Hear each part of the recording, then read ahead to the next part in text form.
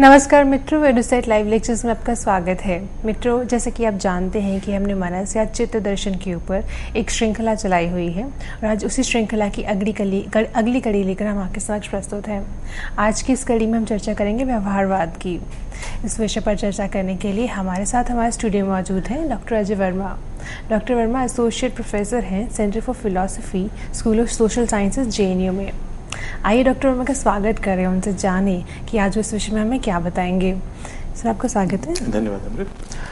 नमस्कार दर्शकों। तो जैसा कि आप पहले से ही जानते हैं, हम इस सीरीज़ में फिलॉसफी ऑफ माइंड, जिसे हिंदी में चित्त दर्शन या मनस दर्शन कहा जा सकता है, उसके विभिन्न अवयवों के बारे में, उसमें विभिन्न जो थीम्स, आइडियाज़ जो उसमें सम्मिलित हैं, उसके विषय में हम बात करते रहे हैं।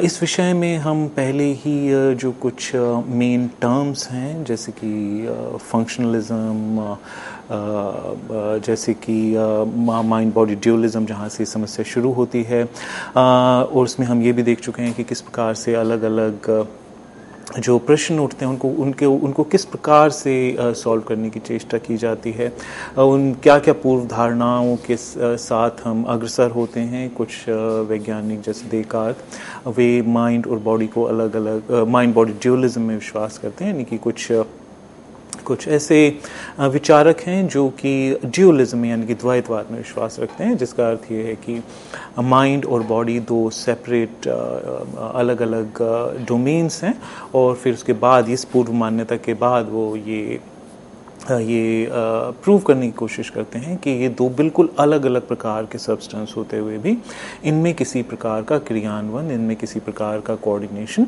संभव है। वहीं दूसरी ओर जो अलग जो थियरीज़ हैं, वह मटेरियलिज्म, आइडियलिज्म, जिसमें हम जो दो पक्ष हैं द्वैतवाद में, माइंड एंड बॉडी, उसमें से किसी एक पक्ष को लेकर के हम दूसरे पक्ष को उसके अंदर ही सबस्यूम कर लेते हैं। जैसे कि या तो हम ये कह सकते हैं कि जो माइंड, जिसको हम माइंड कहते हैं, वो भी बेसिकली शरीर का ही एक हिस्सा है, हमारे भौतिक शरीर का ही एक हिस्सा है, और हम माइंड को भी एक भौतिक वस्तु मान करके उसके ऊपर एक भौतिक रूप से विचार कर सकते हैं। तो ये जो माइंड बॉडी ड्यूअलिज्म से जो उत्पन्न विभिन्न प्रकार की जो समस्याएं हैं, वे इस प्रकार के परिप्रेक्ष्य लेने से समाप्त हो जाती हैं। वहीं दूसरी ओर, जैसे कि हमने पहले ही इस विषय में काफ़ी डिटेल डिस्कशन किया हुआ है, आइडियलिज्म में हम ये मान लेते हैं कि जो बॉडी है वह भी अल्टीमेटली एक आइडिया ही है। बॉडी भी जो है, क्योंकि जिसको हम बॉडी कहते हैं और जिसको हम भौतिक जगत कहते हैं, वह भी बेसिकली जो है वो हमें प्रदत्त होता है, वह हमें प्रदान होता है, हम उससे कनेक्ट कर पाते हैं। कैसे? केवल प्रत्ययों द्वारा। प्रत्ययों के अतिरिक्त, आइडियाज़ के अतिरिक्त, हमें उन भौतिक, जिसको हम भौतिक संसार कहते हैं, उससे कनेक्ट करने का हमारे पास कोई तरीका नहीं है। हम कहते हैं कि जो हमें आसपास संसार हमें प्रतीत हो रहा है, ये भौतिक है, किंतु जिसको हम उसकी भौतिकता मानते हैं, जैसे कि किसी वस्तु का ठोस होना, जैसे किसी वस्तु का हमें बाहर दिखाई पड़ना, वगैरह वगैरह, एक आइडियलिस्ट या प्रत्ययवादी जो है वह ये आर्गुमेंट करता है कि क्योंकि ये किसी वस्तु का ठोस होना भी अंततः क्या है, हमारा एक एक्सपीरियंस है, हमारा एक अनुभव है। तो जिसको हम भौतिकता कहते हैं, बेसिकली हम उसको अपने अनुभव में रिड्यूस कर सकते हैं। अंततोगत्वा जिसको हम भौतिकता कहते हैं, वह भी हमारे अनुभव से कोई बाहर की वस्तु नहीं है, अंततः वो हमें हमारे अनुभव में ही प्रदान होती है।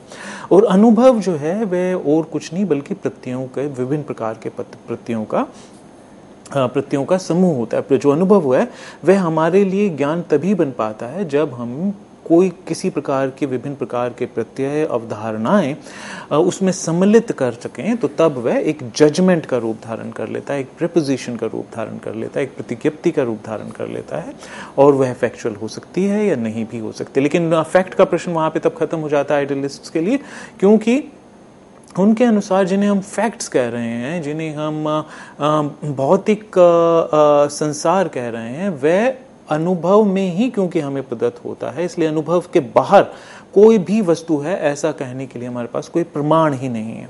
तो इसलिए उनके अनुसार जो इस प्रकार का जो थियराइजेशन है वो अल्टीमेटली प्रत्ययवाद में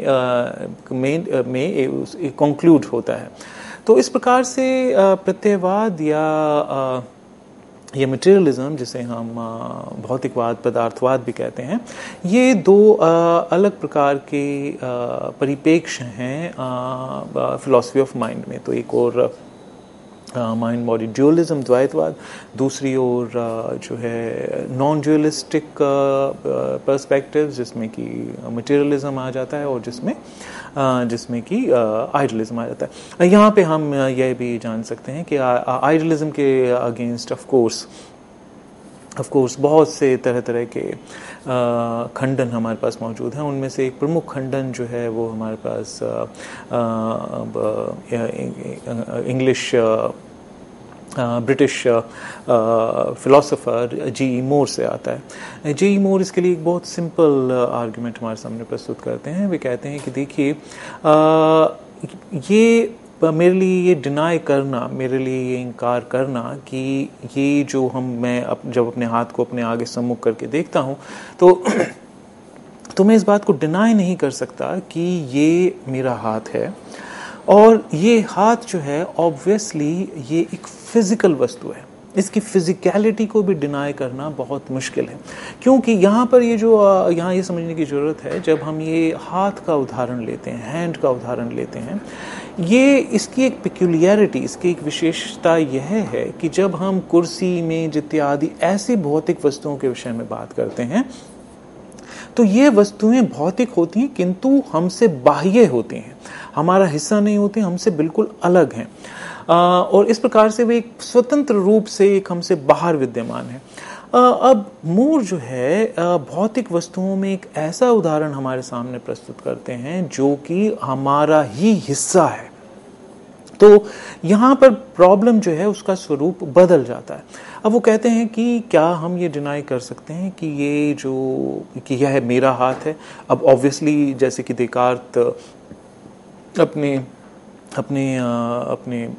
डिस्कोर्सेज में बात करते हैं कि मेरे मनस में यदि कोई विचार है तो उसको डिनाई करना मुश्किल है। अगर मैं सोच रहा हूँ, मैं विचारशील हूँ, यह नकारना मुश्किल है, क्योंकि उसको नकारना भी एक विचार के अंतर्गत ही आएगा, उसको एक विचार के द्वारा ही नकारा जा सकता है।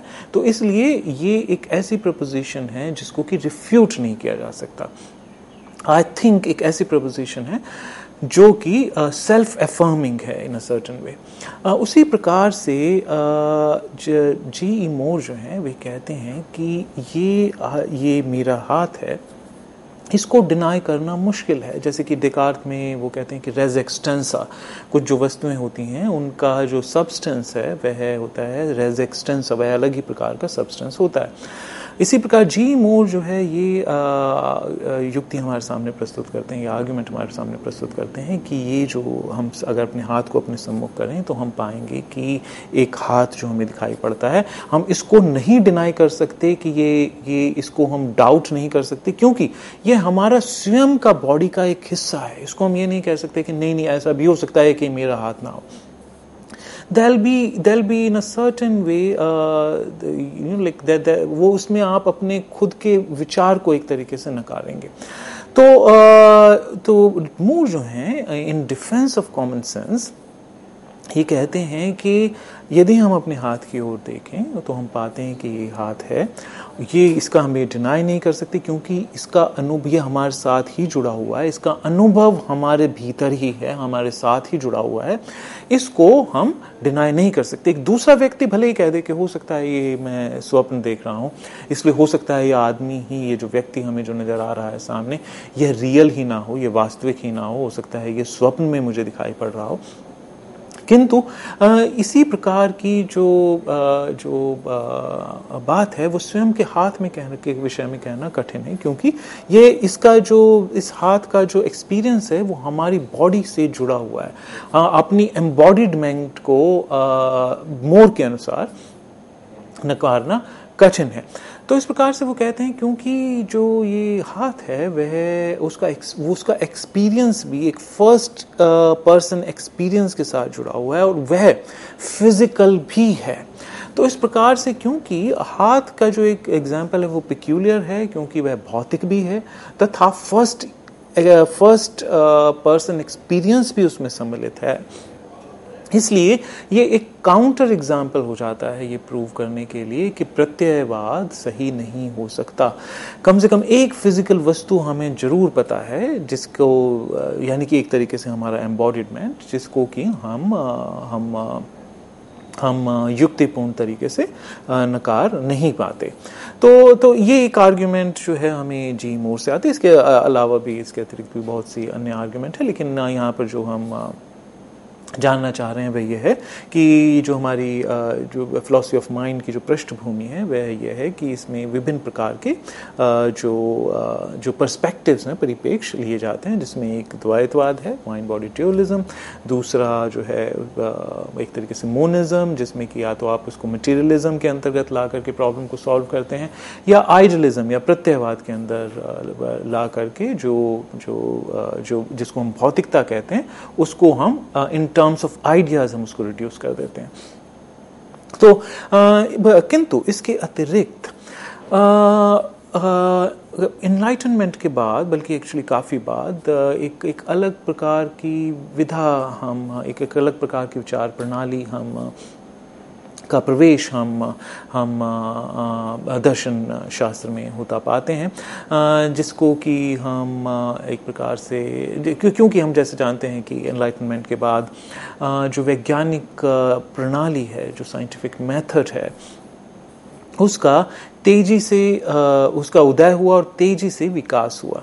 और जो साइंटिफिक मेथड है उसको ये माना गया कि वह कम्प्लीटली ऑब्जेक्टिव मेथड है, जो कि ऑब्जर्वेशन पर, इंडिपेंडेंट ऑब्जर्वेशन पर टिका हुआ है, जिसमें कि हम जो विभिन्न वस्तुएं हैं संसार में उनको ऑब्जर्व करते हैं, उनके स्वरूप को, उनके स्वभाव को हम ऑब्जर्व करते हैं और उस स्वरूप के ऑब्जर्वेशन के कारण, के स्वभाव के ऑब्जर्वेशन के कारण जो निष्कर्ष हमारे सामने आते हैं, हम उनके ऊपर बेस्ड हम दर्शन शास्त्र में विभिन्न थियरीज, विभिन्न आइडियाज़ को डेवलप करते हैं।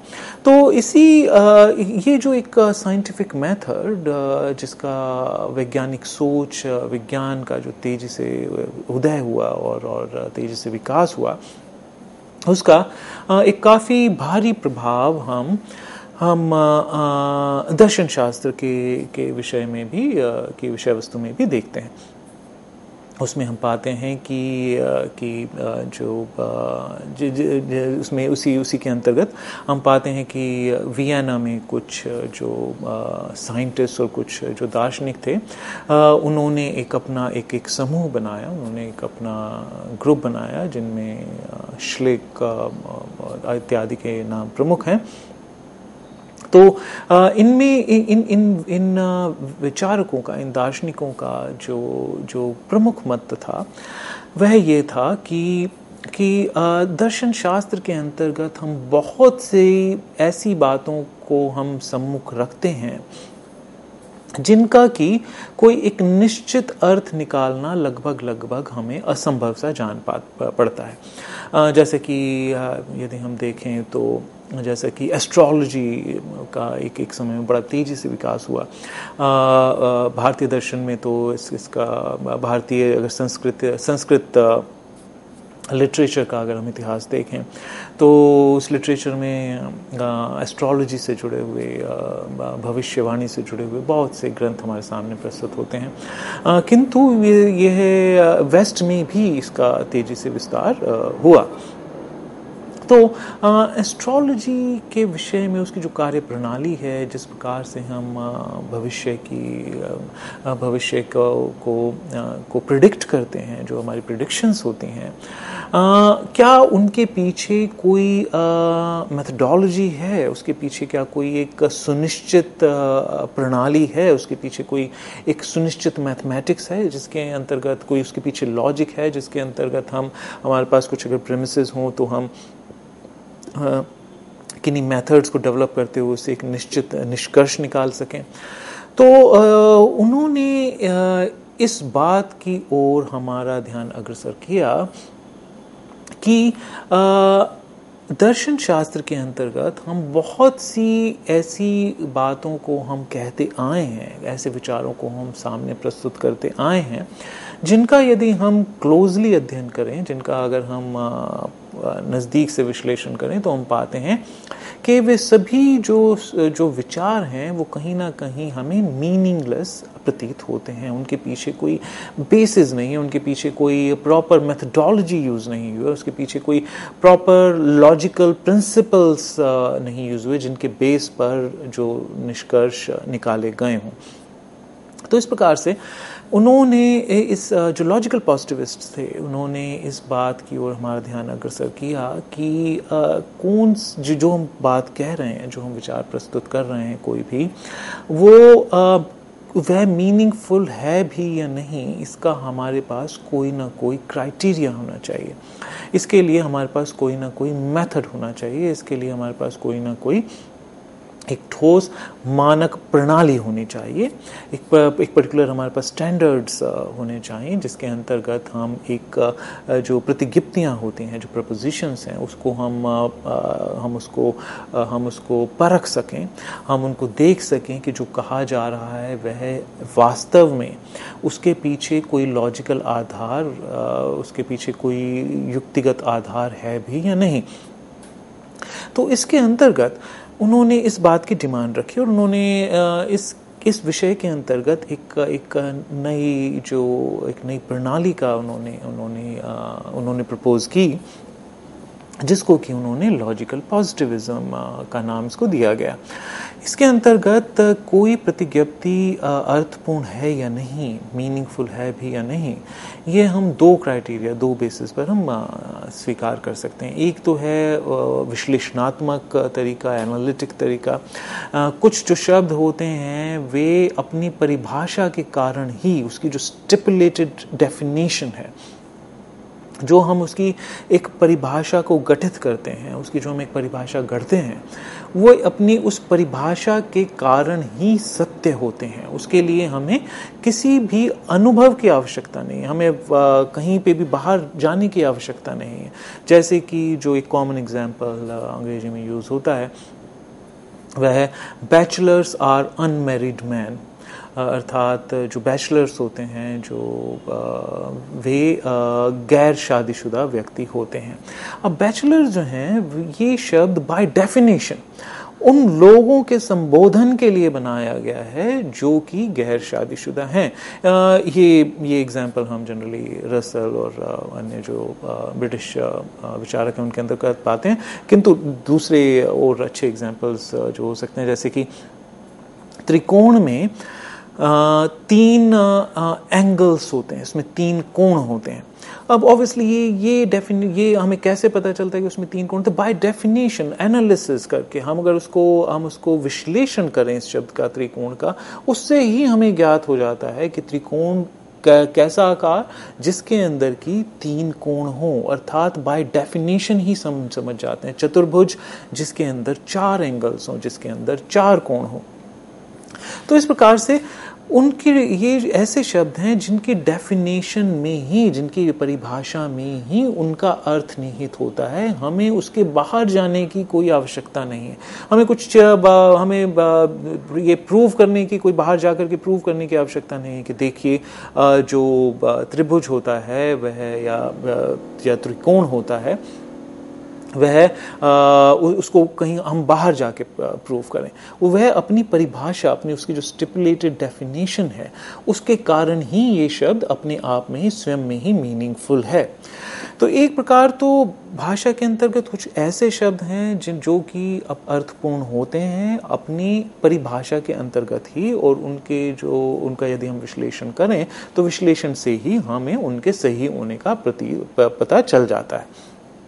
और उनके ट्रुथ के लिए, उनकी सत्यता के प्रमाणित करने के लिए हमें कहीं भी बाहर संसार की कोई किसी भी वस्तु के ऑब्जर्वेशन की कोई आवश्यकता नहीं है। वहीं दूसरी ओर कुछ अलग प्रकार की प्रपोजिशंस होती हैं, प्रतिज्ञप्तियां होती हैं, जिनको कि हम सिंथेटिक प्रपोजिशंस कहते हैं, जो कि संश्लेषणात्मक आधार पर हम उनको गठित करते हैं। ये कुछ ऐसी प्रतिज्ञप्तियां होती हैं जो कि ट्रू हो सकती हैं, जो कि सही हो सकती हैं, डिपेंडिंग अपॉन, उनका सत्य होना इस बात पर निर्भर करता है कि वे जिस बात की स्थापना कर रही हैं वह तथ्य वास्तव में संसार में है या नहीं। जैसा कि यदि अब इस बंद कमरे में मैं कहूँ कि बाहर वर्षा हो रही है, तो यह एक ऐसा वाक्य है जिसकी सत्यता को हम परिभाषा के अंतर्गत नहीं मान सकते हैं। अगर मैं कहूँ वर्षा का होना अर्थात आकाश से पानी गिरना, अब वर्षा शब्द का ही अर्थ ये होता है, और ये इस वर्षा का अर्थ होना, वर्षा का अर्थ पानी गिरना है, आकाश से पानी गिरना है। इसकी सत्यता को जानने के लिए मुझे बाहर जाने की कोई जरूरत नहीं है, मुझे कोई तथ्य सत्यापित करने की आवश्यकता नहीं है। लेकिन यदि दूसरी ओर हम ये कहें कि इस समय बाहर वर्षा हो रही है, तो यह एक अलग प्रकार का वाक्य है, जो कि जिसकी सत्यता इस बात पर निर्भर करेगी कि यह वास्तविक तथ्य है भी या नहीं। अर्थात इसकी सत्यता प्रमाणित करने के लिए हमें बाहर जाना होगा, बाहर जाकर आकाश की ओर देखना होगा, या बाहर खड़े होकर के देखना होगा कि हमारे ऊपर पानी गिरता है या नहीं गिरता। और यदि हमारे ऊपर पानी गिरता है आकाश से होते हुए, तो हम कह सकते हैं कि हाँ, जो इस प्रतिज्ञप्ति में कहा जा रहा है वह वास्तविकता में सत्य है। तो ऐसी प्रपोजिशंस का, जिनको कि हम सिंथेटिक प्रपोजिशंस कहते हैं, इनका जो सत्य है वह बाह्य तथ्यों पर निर्भर करता है, और यदि वह बाह्य तथ्य उस प्रतिज्ञप्ति को सत्यापित करते हैं, तो हम कहते हैं कि यह जो प्रतिज्ञप्ति है यह अर्थपूर्ण है और यह सत्य है। तो यहाँ पर जो सत्य जो है वह तथ्यों पर आधारित होता है, वह बाह्य तथ्यों पर आधारित होता है। इसी के अंतर्गत, इस डिस्टिंक्शन के अंतर्गत, लॉजिकल पॉजिटिविस्ट्स कहते हैं कि यदि हम किसी भी प्रकार की प्रपोजिशंस किसी अन्य के सम्मुख प्रस्तुत करते हैं, तो हमारे पास उसके सत्यापन की एक प्रणाली होनी चाहिए। हमें पता होना चाहिए कि किन परिस्थितियों के अंतर्गत हम इन्हें सत्य मानेंगे, यह प्रपोजिशन कब, किन परिस्थितियों के अंतर्गत, किन मटेरियल कंडीशंस के अंतर्गत यह जो प्रतिज्ञप्ति है यह सही होगी। यानी कि जैसे कि यदि हम बहुत से विषय हैं जिनको कि, जैसे बहुत सी मान्यताएं होती हैं, जैसे कि तरह तरह की माइथोलॉजीज़ हैं, बहुत से बिलीफ सिस्टम्स हैं जिनको कि हम मानते हैं, किंतु हमें ये नहीं पता कि जो व्यक्ति उन बिलीफ सिस्टम्स के विषय में बात कर रहा है, तो इस प्रणाली के अंतर्गत उसको ये भी बताना होगा कि किन मटेरियल परिस्थितियों में ये जो कहा जा रहा है यह सत्यापित होगा, इसका सत्य जो है वह प्रूव हो जाएगा। तो इसमें हम ये नहीं कह सकते कि जैसे कि यदि कोई व्यक्ति कहे कि देखिए यहाँ पर जैसे कि कहीं पर हम किसी पार्क में बैठे हैं, तो वहाँ पर हम कहें कि देखिए यहाँ पर घास जो है वो कटी हुई है, पेड़ जो हैं वे प्रॉपरली प्रून्ड हैं, तो यहाँ पर कोई ना कोई व्यक्ति इनकी देखभाल अवश्य कर रहा है। तो यहाँ पर हम एक प्रॉपर प्रणाली दे रहे हैं, अर्थात यहाँ पर हम कह रहे हैं कि देखिए इन कारणों से, और उसके अतिरिक्त हम मटेरियल कंडीशंस उसके अंदर सत्यापित करेंगे कि यदि यहाँ कोई माली है तो हम उसको देख पाएंगे, उसको प्रस्तुत किया जा सकता है, उसको कभी भी हमारे सम्मुख प्रस्तुत किया जा सकता है। उन मटेरियल कंडीशंस के अंतर्गत यदि हम कह रहे हैं कि इस बागीचे का कोई माली है, तो हम उसको अन्य के सामने प्रस्तुत कर सकते हैं और बता सकते हैं कि देखिए ये मटेरियल कंडीशंस हैं, इसके अंतर्गत ये प्रूफ हो जाता है कि यहाँ यह जो बागीचा है इसकी प्रॉपर देखभाल हो रही है और किसी माली द्वारा हो रही है। वहीं यदि हम ये कहने लगे कि नहीं ईश्वर जो है इनका पालन पोषण कर रहा है वगैरह वगैरह वगैरह, तो तब जो लॉजिकल पॉजिटिविस्ट हैं वे ये आर्ग्यू करेंगे कि हमें बताइए कि आपके पास क्या मटेरियल कंडीशंस हैं, ऐसी ऐसी कौन सी जो प्रणाली है जिसके अंतर्गत हम जो है इस प्रतिज्ञप्ति का सत्य हम सिद्ध कर पाएंगे, किन मटेरियल कंडीशंस के चलते इनका सत्य सिद्ध हो पाएगा। तो इस प्रकार से हम विज्ञान तथा जो वैज्ञानिक प्रणाली है, साइंटिफिक मेथड जो है, उसका एक इन्फ्लुएंस, उसका एक प्रभाव हम दर्शन शास्त्र में होता पाते हैं। और इसी प्रभाव के अंतर्गत जो जब हम माइंड को स्टडी करते हैं, क्योंकि देकार्त के उपरांत जो माइंड को स्टडी करना, और उसके अतिरिक्त हमें यहाँ पे ये जानना भी आवश्यक है कि जो आफ्टर फर्स्ट वर्ल्ड वॉर, जो प्रथम विश्व युद्ध और सेकेंड वर्ल्ड वॉर के बाद मनोविज्ञान एक बहुत बड़ी जो एरिया ऑफ स्टडी उभर करके सामने आया, क्योंकि उस दौरान परिस्थितियाँ इस प्रकार की थी, ऐसी भीषण परिस्थितियाँ थी कि बहुत से जो आर्मी के, जो सेना के जो लोग थे, वे भी अपना मानसिक संतुलन खो रहे थे। बहुत से जो अन्य व्यक्ति थे, उन्होंने युद्ध की ऐसी विभीषिकाएं देखी थी कि वे उनको साइकोलॉजिकल इश्यूज, उनको मेंटल इश्यूज, उनको व्यवहारिक समस्याएं हो रही थी, और वो तेजी से हमारे सामने बढ़ी हुई हमें दिखाई पड़ती हैं। तो उन कारणों से मनोविज्ञान, साइकोलॉजी एक बहुत फोर्सफुल डिसिप्लिन के रूप में हमारे सामने प्रस्तुत होने लगता है, जिसमें फ्रॉइड का नाम जो है प्रमुख है। किंतु यहाँ पे हम उस विषय में बात नहीं करेंगे, किंतु यहाँ पर जो है हम यह विचार सामने रखना चाहते हैं कि स्टडी ऑफ माइंड, जिसको हम फिलॉसफी ऑफ माइंड जिसे हम नाम दे रहे हैं, मनस दर्शन हम नाम दे रहे हैं, इसके अंदर एक प्रमुख पेक्यूलियरिटी, जो एक विशेषता इस दर्शन की है, वह यह है कि हम एक ऐसे विषय में बात कर रहे हैं, हम ऐसी विषय वस्तु के बारे में बात कर रहे हैं जो कि स्वयं में मटेरियल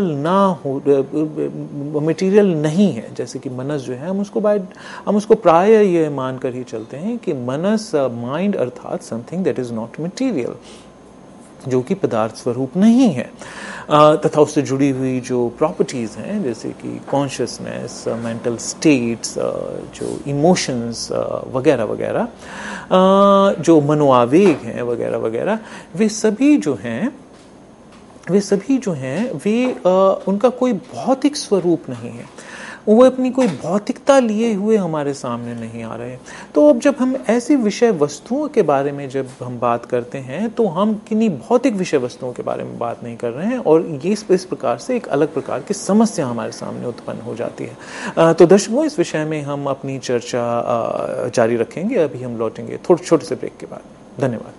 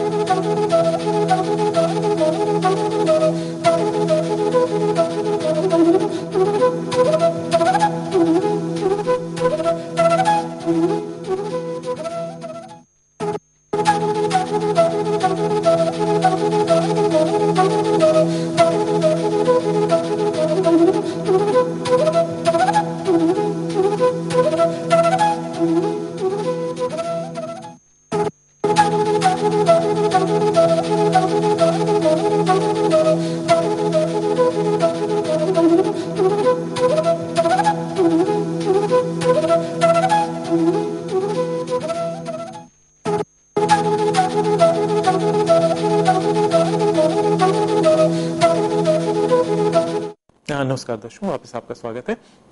तो जैसा कि हम बात कर रहे थे कि ये एक ऐसा समय था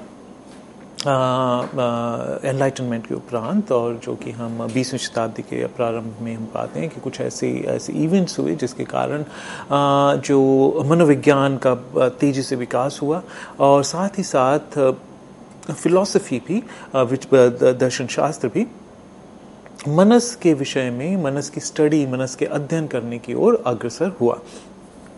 यहाँ पर जैसा कि हमने अभी हमने जानने का प्रयास किया, मनस की स्टडी, मनस के अध्ययन में एक जो विशेषता तथा समस्या जो है वह यह है कि कोई भी जो मटेरियल वस्तु है उसको स्टडी करना कंपैरेटिवली प्राय आसान है, जैसा कि साइंटिस्ट, जैसा कि वैज्ञानिक डिमांड करते हैं। वैज्ञानिक प्रणाली के अंतर्गत किसी भी वस्तु का जो सत्य है, उसका जो स्वभाव है, उसका जो स्वरूप है, हम सिंपल ऑब्जर्वेशन की और के तरीके से जान सकते हैं। हम अपने प्रेजुडिसेस, अपने जो पूर्वाग्रह हैं, उनको हम अगर अलग रख दें और कंप्लीट ऑब्जेक्टिव ऑब्जर्वेशन करें, हम वस्तुओं का यदि व्यवहार देखें तो हम उनके वस्तुओं के व्यवहार में हम पैटर्न पाते हैं। हम जैसे कि देखते हैं कि सूर्य जो है हमेशा एक साइड से उसका उदय होता है और एक दिशा में उसका अस्त होता है।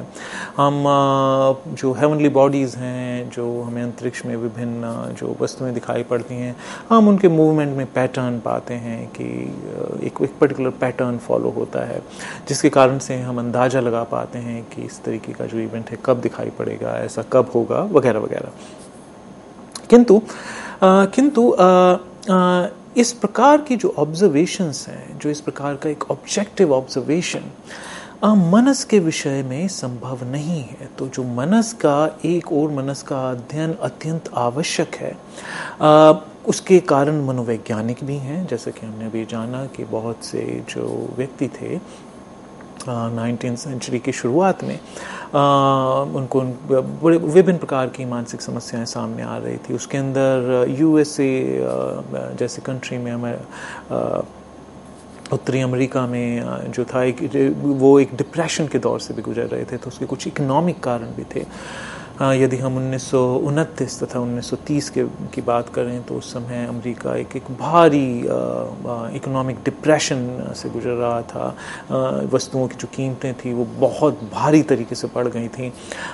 बेरोजगारी अपनी चरम सीमा पर पहुंच गई थी, मार्केट्स क्रैश हो गई थी। तो उस प्रकार से एक अलग प्रकार की विभीषिकाएं जो थी वो उत्तरी अमेरिका की इकोनॉमी में स्पष्ट दिखाई पड़ रही थी। तो इस प्रकार से जो मनस का अध्ययन करना, ये इसके कुछ मनोवैज्ञानिक कारण भी थे और दर्शन में भी इस ओर रुचि अचानक हम पाते हैं कि बढ़ती है। किंतु जैसा कि हम देखते हैं कि मनस का अध्ययन करने के साथ बहुत मेथडोलॉजिकल असंगतियाँ, समस्याएं जो हैं वे जुड़ी हुई हैं। इसमें से सर्वप्रथम जो समस्या है, जैसे कि हमने जाना, वह यह है कि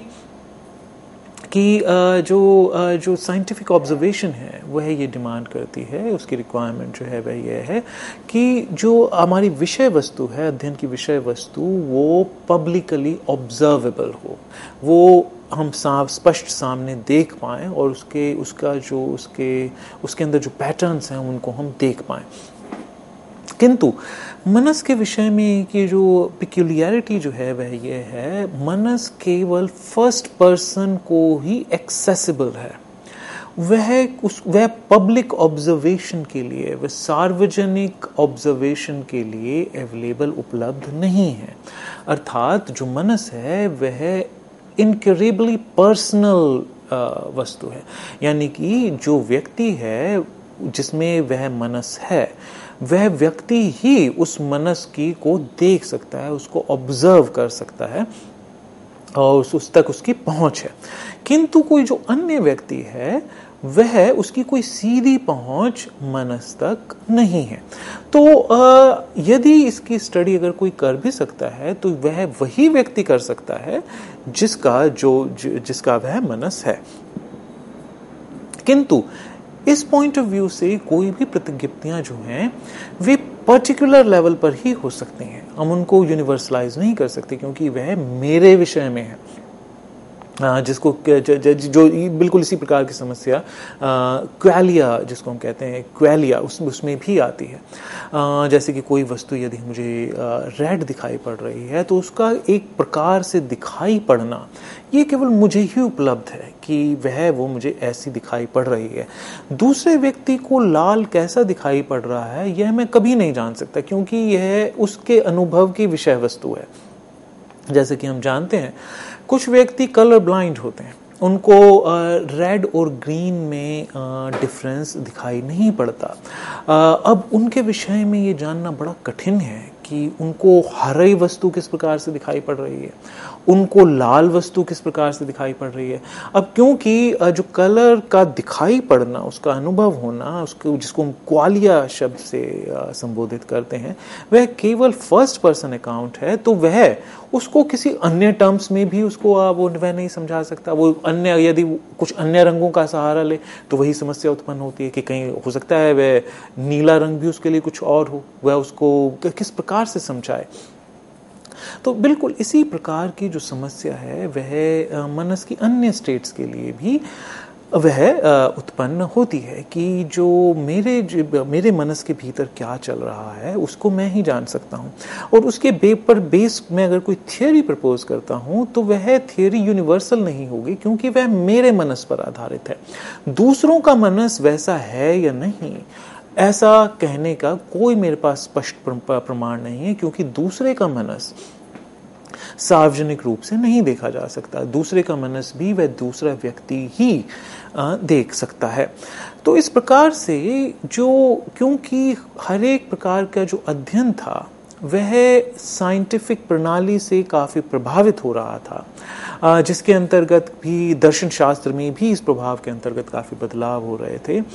पॉजिटिविस्ट टेंडेंसीज हमारे सामने आ रही थी। जो लॉजिकल पॉजिटिविज्म जो एक प्रॉपर एक स्कूल हमारे सामने, एक स्कूल ऑफ थॉट हमारे सामने आता है, जो कि प्रत्येक प्रतिज्ञप्ति के आधार के अर्थपूर्ण होने का के कुछ आधार प्रणाली हमारे से उसकी डिमांड करता है कि उसके मीनिंगफुल होने का क्राइटेरिया क्या होना चाहिए, उसकी किन मटेरियल कंडीशंस में उसको हम ट्रू मान सकते हैं।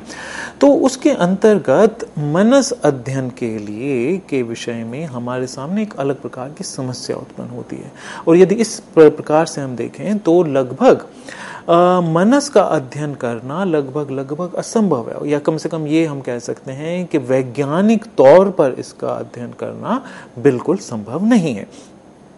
किंतु साथ ही साथ क्योंकि वैज्ञानिक प्रणाली, साइंटिफिक मेथोडोलॉजी का प्रभाव इतना अधिक था कि यदि कोई जो अन्य अध्ययन यदि उस प्रणाली के अंतर्गत नहीं लाए जा सकते तो उनको वही विशेष दर्जा नहीं प्राप्त होता था जो कि उस समय विज्ञान को प्राप्त था, क्योंकि विज्ञान के जरिए से हमने बहुत साइंटिफिक प्रणाली से, साइंटिफिक मेथोडोलॉजी से हमने बहुत तेजी से उस दौरान विकास किया, जैसा कि हम सब जानते हैं।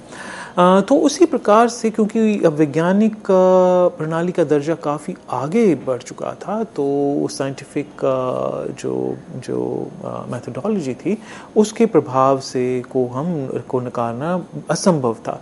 तो फिलॉसफी को एक रिस्पेक्टफुल दर्जा पाने के लिए, मनोविज्ञान को एक रिस्पेक्टफुल दर्जा पाने के लिए, एक अध्ययन का एक प्रॉपर अध्ययन का एक क्षेत्र बनने के लिए इन समस्याओं से जूझना था। तो इसके अंतर्गत एक जो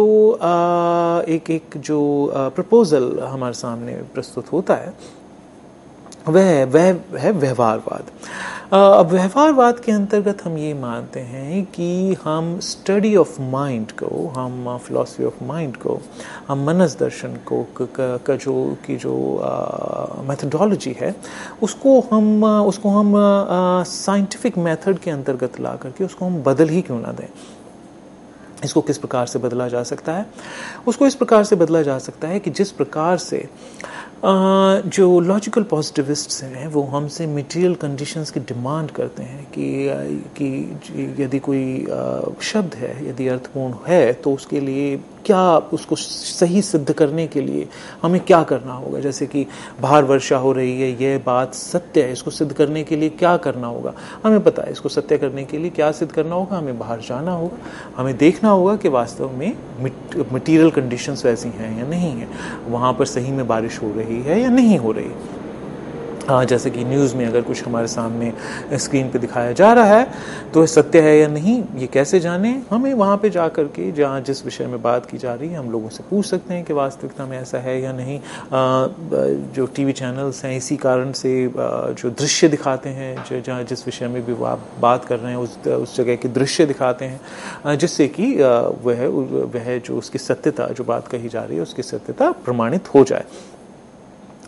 तो इस प्रकार से ये जो मटेरियल कंडीशंस, ये जो एक मेथोडोलॉजी है, उसको चेष्टा की गई कि वह फिलॉसफी ऑफ माइंड में भी उसको इंट्रोड्यूस किया जा सके। उसको हम किस प्रकार से इंट्रोड्यूस कर सकते हैं। व्यवहारवादियों का यह मानना था कि हम मनस की किसी भी प्रकार का जो हम विचार मनस के विषय में प्रस्तुत कर रहे हैं, मनुष्य का जब हम अध्ययन कर रहे हैं, तो मनस के जो मैनिफेस्ट जो एक तरीके से प्रॉपर्टीज हैं उसकी, जो मनस का जो हमें बाह्य रूप से जो हमें उसके रिजल्ट्स दिखाई पड़ते हैं, हम केवल उनका अध्ययन करें।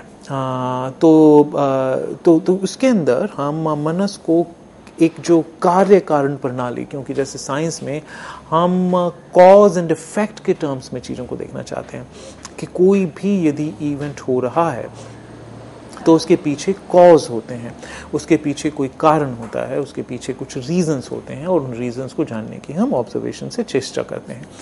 तो इसी प्रकार से उन्होंने एक तरीका, व्यवहारवादियों ने एक तरीका निकाला कि मनस कुछ नहीं बल्कि जो जिसको कि हम कुछ जैसे ये हमें उदाहरण से समझा जा सकता है, जैसे कि कुछ मानसिक मेंटल स्टेट्स के जिनको हम कहते हैं, जैसे कि हम पेन, हमें मान करके चलते हैं कि पेन जो है वो समथिंग एब्स्ट्रैक्ट है, वह अभौतिक है, वह एब्स्ट्रैक्ट वस्तु है, उसका कोई भौतिक आकार नहीं है। तो एक व्यवहारवादी कहेगा कि नहीं, पेन जो है उसको हम कंप्लीटली मटेरियल कंडीशंस के अंतर्गत उसको परिभाषित कर सकते हैं। पेन, हम ये मानते आए हैं कि पेन का होना, दुख का होना, दर्द का होना अर्थात क्या, अर्थात हमें एक प्रकार का मानसिक अनुभव होना। पेन क्या है? पेन एक प्रकार का मानसिक अनुभव है, एक अनुभव है जो कि हमें मनस में होता है। यह एक प्रकार की मेंटल स्टेट है, ऐसा हम प्राय मानते हैं। अब क्योंकि उस मेंटल स्टेट को हम ऑब्जर्व नहीं कर सकते, तो ऑब्जर्व हम क्या कर सकते हैं? Pain behaviour. तो जो बिहेवियरिस्ट है या व्यवहारवादी जो है, वह कहेगा, वह पेन को व्यवहार के रूप में परिभाषित करेगा। वह कहेगा कि पेन का क्या अर्थ है? पेन का अर्थ है जब कोई व्यक्ति इस प्रकार का व्यवहार कर रहा है, वह चिल्ला रहा है, चीख रहा है, वह उसके पूरे शरीर से एक असहनीयता जो है हमें दिखाई पड़ रही है, वह पीड़ित प्रतीत हो रहा है। तो जो एक जनरली एक बिहेवियर होता है पेन का, जब किसी व्यक्ति को जो दर्द हो रहा होता है, कहीं दर्द हो रहा होता है, तो एक बिहेवियर उसके शरीर में मैनिफेस्ट होता है। वह ऐसा नहीं हो सकता कि कोई व्यक्ति बहुत अत्यधिक पेन में हो और साथ ही साथ मुस्कुरा रहा हो, साथ ही साथ वो हंस रहा हो, साथ ही साथ वो औरों से बातें कर रहा हो, फिल्म को एंजॉय कर रहा हो। ऐसा पाना लगभग असंभव है।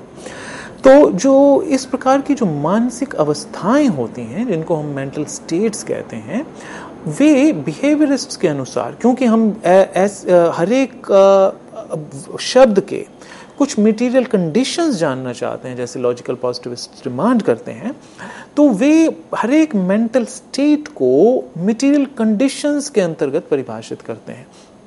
उनको बिहेवियर के थ्रू परिभाषित करते हैं। तो जैसे जितनी भी मेंटल स्टेट्स हैं, जैसे कि पेन एक मेंटल स्टेट हो गई, उसका अर्थ क्या है? जब कोई व्यक्ति इस प्रकार का व्यवहार कर रहा हो वह पेन कहलाएगा, इसका अर्थ होगा पेन। इसी प्रकार से हैप्पीनेस, खुशी। यदि कोई व्यक्ति इस प्रकार का बिहेवियर कर रहा है, इस प्रकार का व्यवहार कर रहा है, वह चेहरे में उसके एक प्रसन्न चित्त मुद्रा हमें दिखाई पड़ रही है, उसके चेहरे पर एक मुस्कान है, वह हंस रहा है, वह दूसरों से अपनी हैप्पीनेस को शेयर कर रहा है, तो इस प्रकार का जो व्यवहार है, प्रसन्नता और कुछ भी नहीं, खुशी कुछ और नहीं, बल्कि इस प्रकार का व्यवहार, इस प्रकार की जो मटेरियल कंडीशंस यदि उसके शरीर में ऑब्टेन हो रही हैं, तो हम कहेंगे कि यह व्यक्ति खुश है। तो इस प्रकार से व्यवहारवादी जो है वह हमें प्रत्येक मेंटल अवस्था, प्रत्येक मानसिक अवस्था की ऐसी परिभाषा देता है जो कि फर्स्ट पर्सन अकाउंट नहीं होते।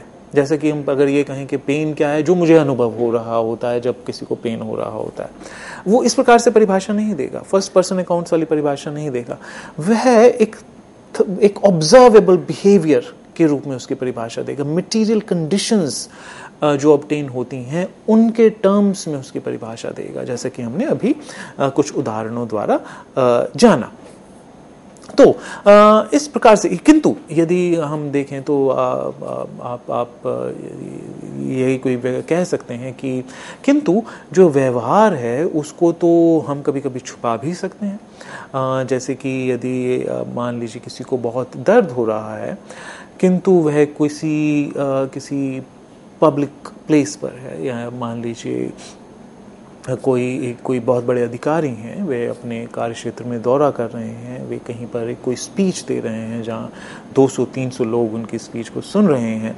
वहाँ पे यदि उनको पेन हो भी रहा है तो वो उनको वह बिहेवियर जो है उसको रोकना होगा, उसको जो उनके दिमाग में जो इमोशंस आ रहे हैं, उनके मनस्पटल पर जो अलग प्रकार की जो अवस्थाएं उत्पन्न हो रही हैं, खुशी की, क्रोध की, पेन की, उन्हें एक प्रकार से उन्हें अपने बिहेवियर में ना आए इस बात का ध्यान रखना होगा। अगर जैसे में यदि किसी व्यक्ति को पेन हो भी रहा होगा तो उसको अपने चेहरे पे प्रतीत नहीं होने देगा। उसको यदि किसी व्यक्ति पर गुस्सा भी आ रहा है कि कुछ व्यक्ति कुछ उपद्रव करते हुए दिखाई पड़ रहे हैं उस स्पीच के दौरान, तो वह व्यक्ति तब भी उस क्रोध को अपने व्यवहार में प्रदर्शित नहीं होने देगा।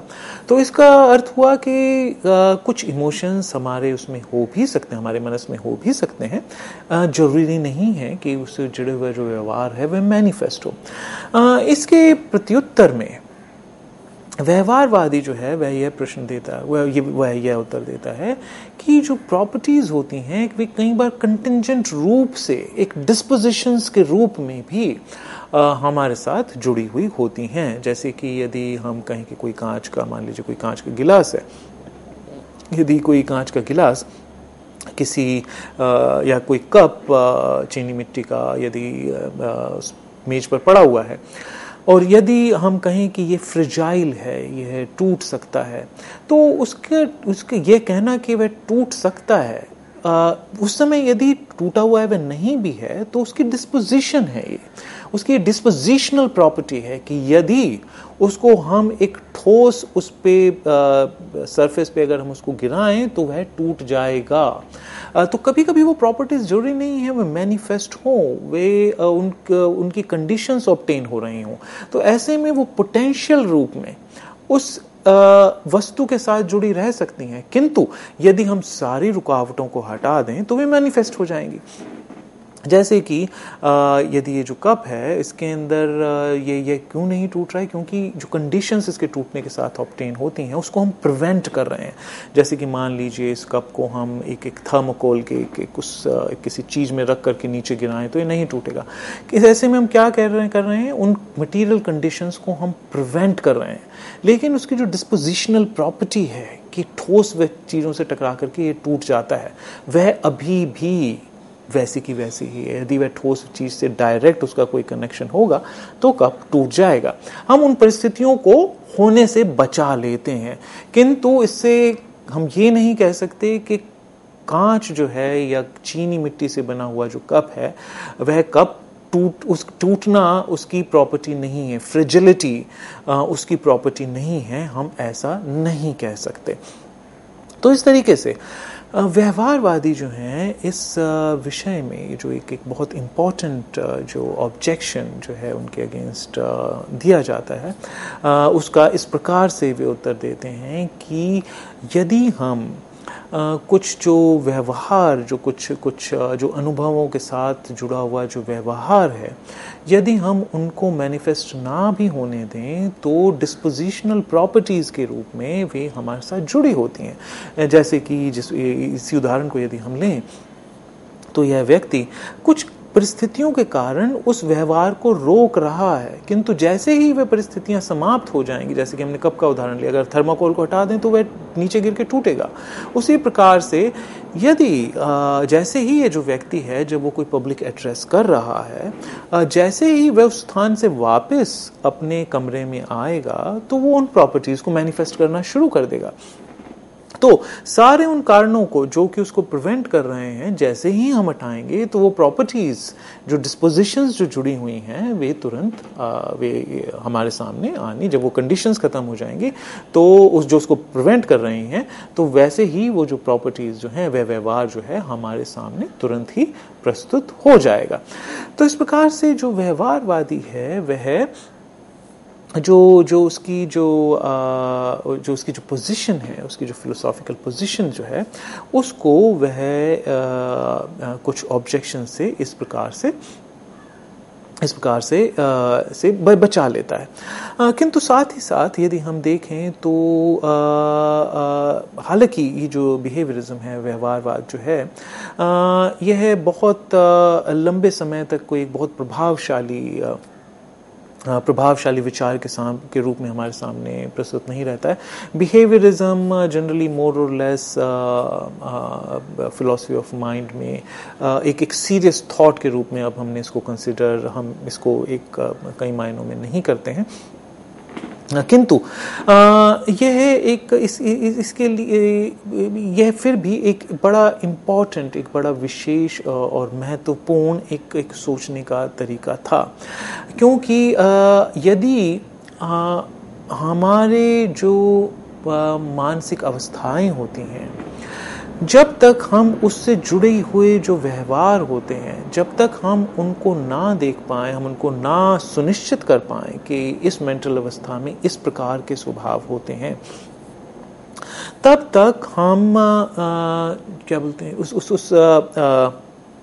यदि हम इन इस प्रकार के जो बिहेवियर मैकेनिज्म है उनको यदि हम सुनिश्चित कर लें तो हमारे लिए एक पाथ, एक हमारे सामने एक रास्ता ओपन हो जाता है बहुत सी प्रकार की जो समस्याएं हैं उनको सॉल्व करने का। और इसकी बहुत से प्रायोगिक रूप से भी ये बहुत हमारे लिए महत्वपूर्ण हो सकता है। जैसे कि और यदि देखा जाए तो इसके विषय में इसके कुछ सामाजिक बिंदु भी हो सकते हैं जिसके अंतर्गत हम बात कर सकते हैं। यहाँ पे मैं दो उदाहरण देना चाहूँगा। जैसे कि यदि हम झूठ बोलने की बात को कहें, अब झूठ बोलना जो है एक बड़ा ही महत्वपूर्ण विषय है। यदि हम इसको लीगल पॉइंट ऑफ व्यू से देखें, यदि हम इसको हम लॉ के पॉइंट ऑफ व्यू से देखें, कोई व्यक्ति झूठ बोल रहा है या नहीं ये जानना लगभग असंभव है। खास तौर पे यदि कोई पास्ट में कुछ घटनाएं हैं, कोई विटनेस हमारे सामने प्रस्तुत की जा रही है कोर्ट ऑफ लॉ में, तो वहाँ पे न्यायालय में कोई व्यक्ति जब गवाही दे रहा है किसी पास्ट इंसिडेंट के बारे में, अब पास्ट में हम जाकर के उसकी सत्यता को प्रमाणित नहीं कर सकते। हमारे पास कोई मटेरियल कंडीशंस नहीं है जानने के लिए कि वह व्यक्ति सच बोल रहा है या नहीं। और वह सच बोल रहा है या नहीं, वह एक झूठ जो है एक मानसिक अवस्था है, उसी को उस व्यक्ति को ही पता है। उसकी मानस की अवस्था में उसको एक फर्स्ट पर्सन एक्सेस है, उसकी पर्सनल एक्सेस है। कोई दूसरा व्यक्ति उसके दिमाग में झांक करके नहीं देख सकता कि यह व्यक्ति झूठ बोल रहा है या नहीं। किंतु यदि हमें झूठ बोलने से जुड़े हुए व्यवहार के बारे में यदि हमें पता चल जाए तो हमारे सामने एक बड़ा एक अलग प्रकार का रास्ता हमारे सामने निकल आता है। तो इस प्रकार से व्यवहारवाद हमारे सामने बहुत सी प्रमुख समस्याओं के कुछ सॉल्यूशंस व्यवहारवाद की प्रणाली के अंतर्गत उसी मार्ग पर चलते हुए हमारे सामने आते हैं। जैसे कि साइंटिस्ट ने ऑब्जर्व किया कि जब कोई व्यक्ति झूठ बोल रहा होता है या ऐसी अवस्थाओं में जहाँ पे हमें क्लियरली पता हो कि हम झूठ बोल रहे हैं, तो उन्होंने ऑब्जर्व किया कि हमारी बॉडी में इसके किस प्रकार के मैनिफेस्टेशंस होते हैं और उन मैनिफेस्टेशंस का उन्होंने अध्ययन किया। जैसे कि धड़कनों का स्लाइटली बढ़ जाना, प्यूपल्स के कुछ पर्टिकुलर मूवमेंट्स होना, हमारी आंखों के कुछ पर्टिकुलर मूवमेंट्स होना। प्यूपल के जो मूवमेंट्स हैं उनको हम जनरली नेकेड आई से हम उनको ऑब्जर्व नहीं कर सकते, किंतु मशीनों से वे जो माइन्यूट जो मूवमेंट्स होते हैं उनको हम ऑब्जर्व कर सकते हैं। तो इस प्रकार से हमने उन कंडीशंस को जाना। अब ऐसे में हम मनस के भीतर क्या चल रहा है ये नहीं जान सकते, किंतु बिहेवियर के जरिए हमने एक प्रतिमान स्थापित किए कि झूठ बोलना अर्थात क्या, अर्थात इस प्रकार का बिहेवियर पैटर्न। और यदि उस प्रकार का बिहेवियर पैटर्न हमारे सामने आता है तो हम उसको लाई डिटेक्टर से हमें पता चल जाता है कि क्योंकि इस प्रकार का बिहेवियर है, इस कारण से हम कह सकते हैं कि यह व्यक्ति झूठ बोल रहा है। और इसको एक कानूनी मान्यता भी प्राप्त है कि आप लाई डिटेक्टर टेस्ट कर सकते हैं और इस प्रकार से पता लगा सकते हैं कि कोई व्यक्ति झूठ बोल रहा है या नहीं। तो इस प्रकार से और इसी प्रकार से इसके कुछ सामाजिक उसके भी जो है कुछ मुद्दे हो सकते हैं, जैसे कि भक्ति होना या जिसको हम राष्ट्रभक्ति कहते हैं वह होना। क्या उसके कोई बिहेवियर परिमाण हो सकते हैं कि यदि कोई ऐसा इस प्रकार का बिहेवियर दिखा रहा है तो उसको हम राष्ट्रभक्त कहें, क्योंकि अगेन भक्ति जो है वह भी एक इमोशनल स्टेट है, वह भी एक मेंटल स्टेट है, स्टेट ऑफ माइंड है। क्या उसके कोई बिहेवियरिस्टिक पैटर्न हो सकते हैं? यह एक अपने आप में एक सोचने का विषय है। तो इस प्रकार से जो बिहेवियरिज्म है वह लंबे समय तक, काफ़ी समय तक एक साइंटिफिक मेथड का जो उस समय प्रभाव जो कि तेजी से बढ़ रहा था, उसके अंतर्गत एक विधा ये जो डेवलप हुई जिसने दर्शन शास्त्र को भी प्रभावित किया और मनस अध्ययन को भी प्रभावित किया और उसके फिलॉसफी ऑफ माइंड पर भी कुछ बहुत गहरे प्रभाव पड़े, जिसके अंतर्गत हमने मेंटल स्टेट्स को बिहेवियर यानी कि स्टिमुलाई और बिहेवियर एक पर्टिकुलर टाइप का स्टिमुलस जो है वो किस प्रकार से पर्टिकुलर बिहेवियर को जन्म देता है। इस प्रकार की डेफिनेशंस हमने रखी कि डिज़ायर, जैसे अगर कोई कहे कि इसको एप्पल पसंद है तो इसको हम किस प्रकार से मटेरियल कंडीशंस में डिफाइन करेंगे कि यदि इस व्यक्ति के सामने एप्पल रखा जाए तो उसको ये बड़े चाव से खाएगा। तो इस प्रकार से उस मटेरियल कंडीशंस के अंदर हमने उसको डिफाइन करने की कोशिश की। इस विषय में हम अपनी चर्चा आगे भी जारी रखेंगे और हम जानेंगे कि विटगेनस्टाइन के जो विचार थे इस विषय में किस प्रकार से महत्वपूर्ण थे, उनकी प्राइवेट लैंग्वेज आर्गुमेंट इत्यादि के विषय में हम अपने अगले व्याख्यान में बात करेंगे। धन्यवाद मित्रों, हमें आशा है कि हमारी आज की इस पर चर्चा से आप काफ़ी लाभान्वित हुए होंगे। इसी बात पर हम डॉक्टर वर्मा का भी धन्यवाद देना चाहेंगे कि वो हमारे स्टूडियो में आए और उन्होंने ये लेक्चर दिया। मित्रों, हमें आगे दीजिए। धन्यवाद।